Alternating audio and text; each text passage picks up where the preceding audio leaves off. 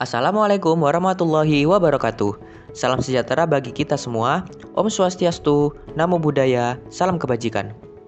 Halo teman-teman semuanya. Pertama-tama, perkenalkan kami dari kelompok 3 Agenda 2 kelas A1, Latsar CPNS Angkatan 1 tahun 2023, Pusdiklat Kepemimpinan dan Manajerial. Pada kesempatan kali ini, kami akan membahas mengenai penerapan nilai-nilai berakhlak pada salah satu unit kerja di Kementerian Keuangan. Dan unit kerja yang kami pilih adalah Direktorat Potensi, Kepatuhan, dan Penerimaan atau PKP yang ada di kantor pusat Direktorat Jenderal Pajak. Pertama-tama, mari kita simak terlebih dahulu profil dari Direktorat PKP DJP. Direktorat PKP DJP dipimpin oleh direktur yaitu Ihsan Priyawibawa yang lahir tanggal 23 Juni 1969. Pendidikan beliau adalah Master of Business Taxation atau MBT dan beralamat di Gedung Mar'i Muhammad Kantor Pusat DJP Jakarta Selatan. Direktorat PKP memiliki tugas yaitu merumuskan serta melaksanakan kebijakan dan standarisasi teknis di bidang potensi, kepatuhan, dan penerimaan. Selanjutnya, Direktorat PKP memiliki beberapa fungsi di antaranya: penyiapan perumusan kebijakan di bidang potensi, kepatuhan, dan penerimaan. Penyiapan pelaksanaan kebijakan di bidang potensi, kepatuhan, dan penerimaan.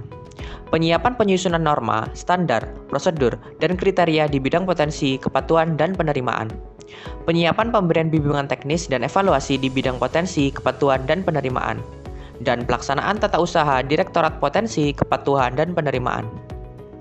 Unit yang ada di Direktorat PKP diantaranya Subdirektorat Potensi Perpajakan, Subdirektorat Dampak Kebijakan, Subdirektorat Kepatuhan dan Pengawasan Wajib Pajak, Subdirektorat Pengelolaan Penerimaan Pajak, Subbagian Tata Usaha, dan Kelompok Jabatan Fungsional.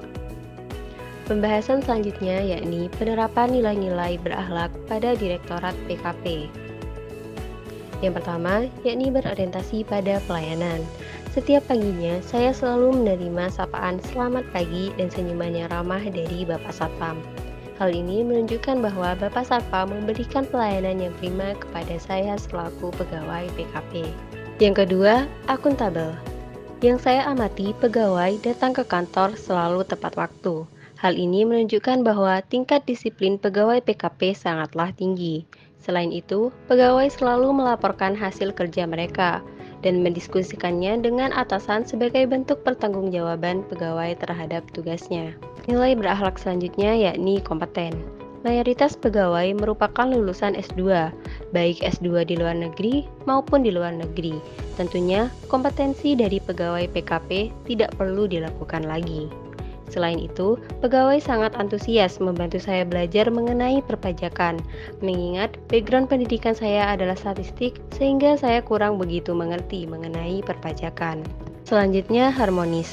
Pegawai senantiasa membantu saya sebagai pegawai baru untuk mengenal lebih luas mengenai Direktorat PKP, seperti mengajak keliling ke semua subdit yang ada di Direktorat PKP dan memberitahu saya beberapa tempat makan siang yang bisa saya singgahi saat jam makan siang, serta memberikan rekomendasi makanan yang enak di sana.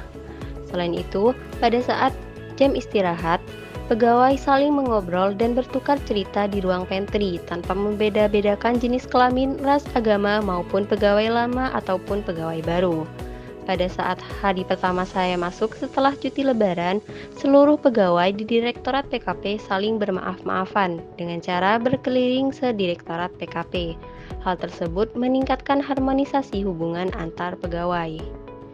Selain itu, pegawai lain senantiasa membantu saya saat saya mengalami kesusahan. Misalnya, meminjamkan dasi hitam untuk pelaksanaan latsar, karena pada saat itu saya tidak memiliki dasi hitam. Sedangkan besok harinya saya harus menghadiri Zoom pembukaan pelaksanaan latsar. Selanjutnya yakni loyal. Salah satu implementasi nilai loyal di Direktorat PKP adalah pegawai senantiasa menjaga kerahasiaan data perpajakan dan tidak menyebarluaskan kepada publik, karena hal tersebut merupakan rahasia negara. Pegawai senantiasa menerapkan sikap adaptif.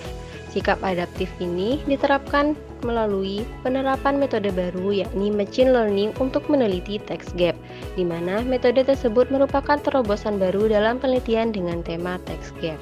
Yang terakhir yakni kolaboratif.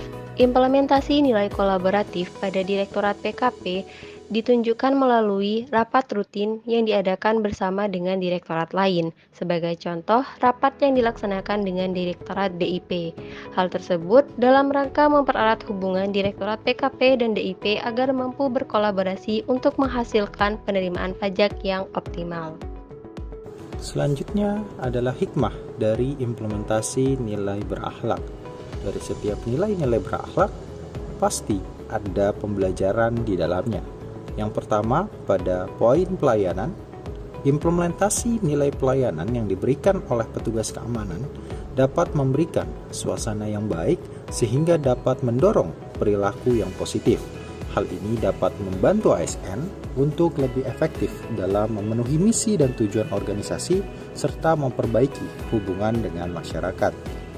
Pada poin akuntabel, dengan terbiasanya datang tepat waktu, seorang ASN dapat mencerminkan sifat disiplin dan profesionalisme dalam bekerja.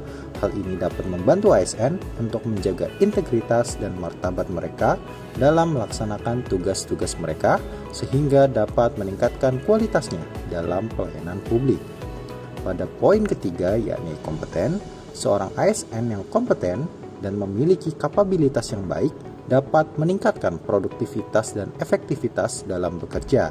Selain itu, dapat juga mendorong inovasi yang dapat membawa ide-ide inovatif dan solusi yang lebih baik untuk masalah-masalah yang dihadapi oleh institusi tempat mereka bekerja.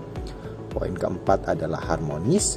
Dengan adanya harmonisasi antar ASN akan memiliki manfaat yang besar seperti munculnya budaya kerja yang positif, meningkatkan kerjasama antar pegawai, meningkatkan kepuasan kerja yang berdampak langsung kepada kualitas kerja, serta dapat pula meningkatkan kesehatan mental dari setiap ASN.